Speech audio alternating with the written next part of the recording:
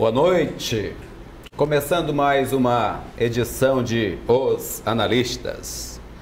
Eu queria, no programa de hoje, começar pedindo a todos vocês que nos prestigiam com a sua assistência, que façam uma oração pela saúde do povo brasileiro, pela saúde do povo maranhense, porque não há um único ser humano que, quando precise de um tratamento de saúde, seja rico, seja pobre, que ele não vá atrás desses serviços e saia de lá triste e derrotado. Pode ter o plano de saúde mais caro que tiver, aqueles que, quando a pessoa passa dos 60 anos, é quase um assalto.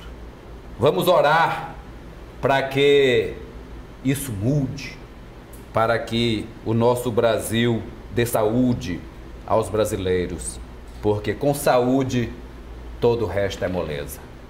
Hoje, para falar do que quiser, inclusive de saúde, nós recebemos uma pessoa que tem experiência na educação. Já foi reitor, já foi secretário de educação e é deputado estadual de muitos mandatos. Mais uma vez conosco, o deputado César Pires. Deputado, muito obrigado pela sua presença mais uma vez no programa. Que Deus abençoe todos nós, proteja a saúde. Muito obrigado e boa noite. Natanael, essa abertura é porque hoje um amigo meu sofreu em laboratório por conta de pura burocracia. É normal, né, Geraldo? Acho que a profissão de quem trabalha nessa área de saúde, né, acho que passa primeiramente, né, que quem se predispõe a trabalhar isso tentar ter uma vida mais humanizada, entendeu? Desprovida de rancor, de problemas pessoais, porque você vai lidar com pessoas, já tem a dificuldade orgânica, né? Que a nível tanto de Brasil quanto Estado e município é muita dificuldade manter o sistema público. A gente sabe disso, que as condições não são as ideais. E quando vai para a rede particular também, a mesma coisa. Excesso de lotação e você pagando fica mais indignado ainda. Eu acho que o que pode amenizar são os profissionais, né? Ter um tratamento mais humanizado, ter o cuidado quando for tirar um exame, furar uma veia, engessar uma perna, né?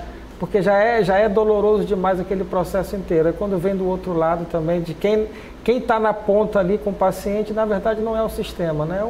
É um agente do sistema. E esse agente pode ter um cuidado redobrado, porque evitaria muito, né, problema e transtorno para quem usa o sistema de saúde, seja público ou privado. Acho que está todo mundo no mesmo barco. O senhor já passou por algum aperto, o senhor sendo um político de estrada já, deputado?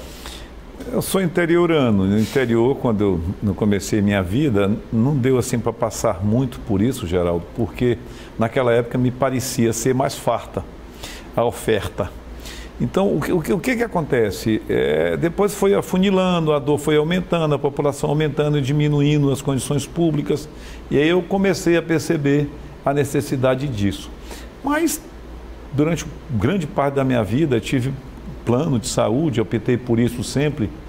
Até mesmo antes de comprar uma casa, eu botei o plano de saúde, porque era necessário de eu ter visto tudo isso no interior.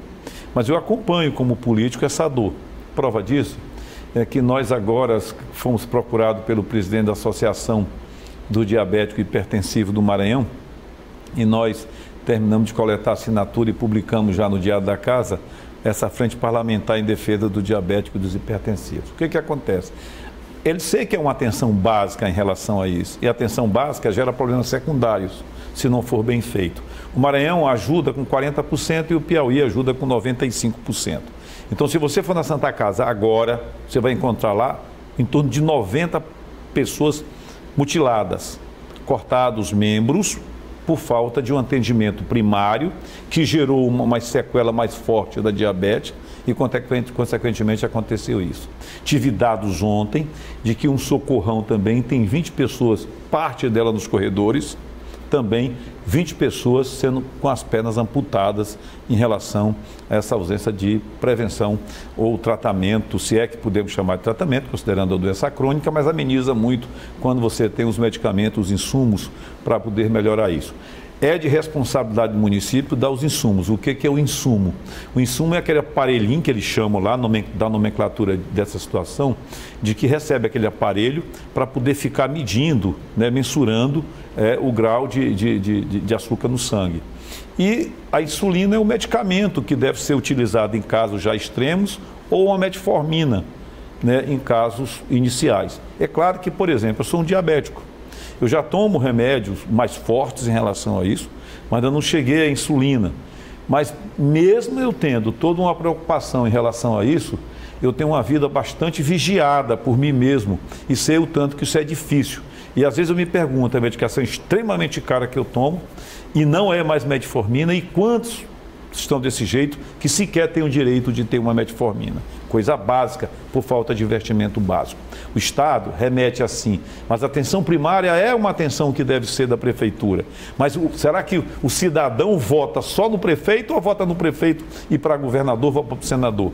O certo é que o Piauí há um investimento de 95% e aqui de 40% em relação a isso.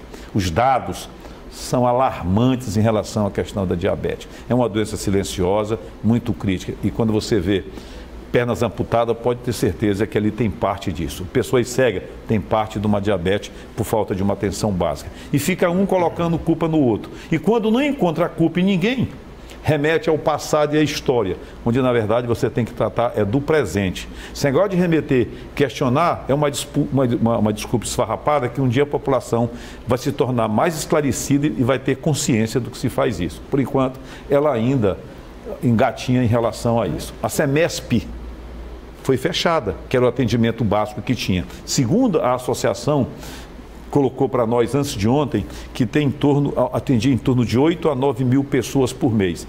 Botaram para o Pan-Diamante, diminuiu a estrutura do Pan-Diamante. Enquanto lá chegou a ser tratado só no final hipertensivo de diabético, no Pan-Diamante ele vai da traumatologia até chegar ao tratamento de diabético. A fila, segundo eles, são quilométricas. As pessoas estavam me dizendo ontem, porque tem dois tipos de associação. A associação do diabético tipo 1, que é... Ontem eu tive as pessoas presentes comigo, e diabetes tipo 2, que é a mais leve, a que eu tenho em relação a isso. E eu abracei a causa, além de uma situação pessoal, a minha missão, o meu mistério de ordem pública. E eu digo para você, a continuar desse jeito, o fracasso e as sequelas são grandes. Aí vai abarrotar os hospitais, tomar espaço nas UTIs, tomar espaço nos corredores, as pernas amputadas, a situação dessa mutilação leva a um tipo de emprego com dificuldade. Portanto, o Estado precisa ter um pouco mais de atenção. O fechamento da Semesp, para mim, foi um gesto pouco responsável ou irresponsável do governo do Estado, que não teve competência para gerenciar, que ao longo do tempo foi gerenciado, que ao longo do tempo serviu como espelho em relação a isso e agora foi de água abaixo. Então eu acho que são fatos relevantes que devem ser tratados, mas que às vezes são tentados maquiar e a consequência pode ir amanhã. Quem estiver nos ouvindo agora de noite pode ir amanhã e observar lá na Santa Casa as pernas amputadas. Eu vejo um pouco além disso, deputado. É porque todos nós sabemos que a diabetes é uma doença que se adquire através do tempo. E silenciosa, como ele falou. Ela pode também ser amenizada com a questão da vida saudável, mais prática de esporte, uma alimentação mais balanceada, mais qualificada.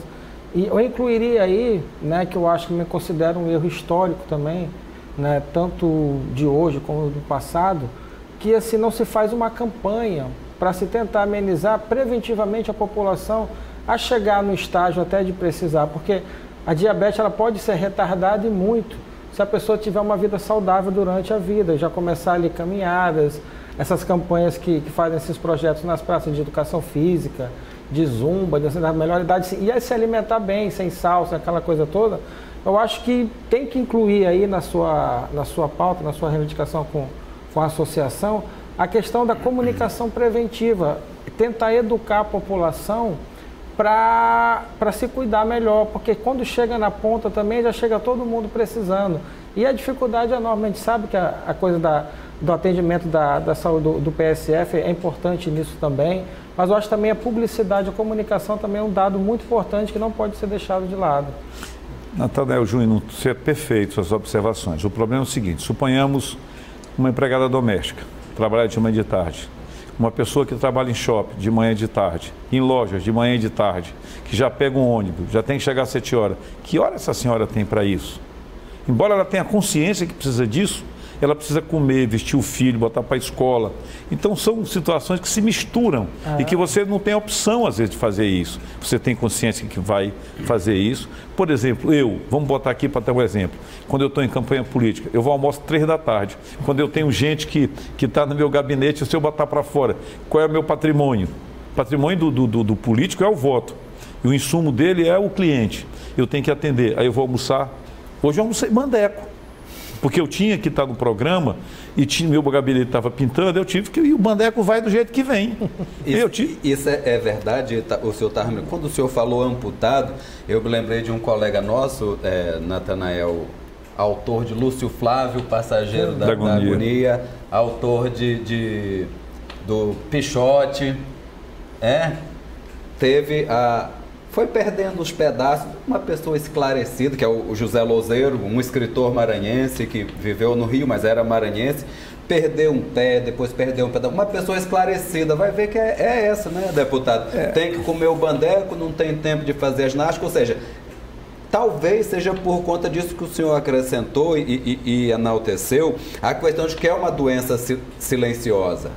Né? Aí associada com a vida corrida, com a falta de estrutura, com o atendimento precário, o que vai acontecer com o povo, deputado? E esses, quando são detectados, eles vão procurar e não encontram o medicamento adequado, não encontram o atendimento adequado. Ou não podem pagar. Não podem pagar e vão recorrer ao SEMESP.